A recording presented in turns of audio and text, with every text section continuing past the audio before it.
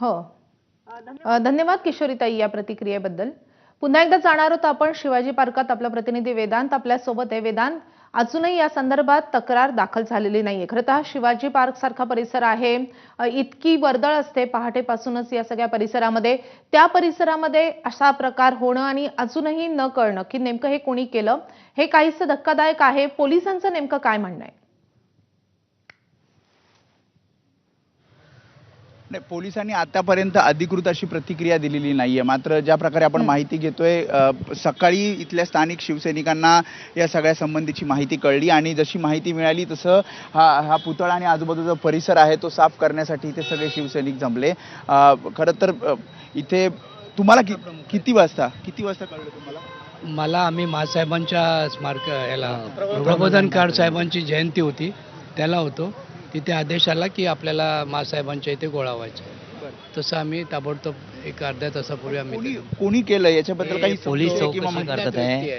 अज्ञात व्यक्ती आहे. पोलिसांची कारवाई ते आले होते, डीसीपी आले होते. त्यांनी सांगितलं आमची चौकशी चालू आहे, म्हणजे आम्ही ते शोधून काढू म्हणून.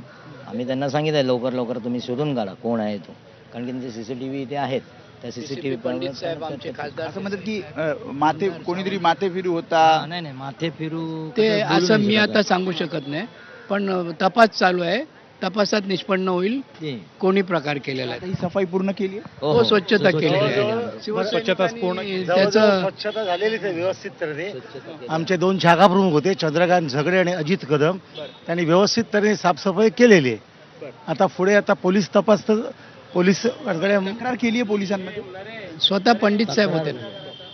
त्याच्यामुळे आपण बघतोय जो काही रंग टाकण्याचा इथे प्रयत्न केला होता, त्याची सफाई जी आहे पुतळ्याच्या अवतीभोवतीची ती सगळी सफाई शिवसैनिकांनी केली. आणि तसं त्यांचं असं म्हणणं आहे की अद्याप आम्हाला माहिती नाहीये. पोलिसांकडनं जेव्हा आपण माहिती घेतली त्यांचं म्हणणं आहे की सीसीटीव्ही चेक केला जाईल आणि सीसीटीव्ही चेक केल्यानंतरच कोणी हे कृत्य करण्याचा प्रयत्न केला त्याला ताब्यात घेतलं जाईल. मात्र सध्या तरी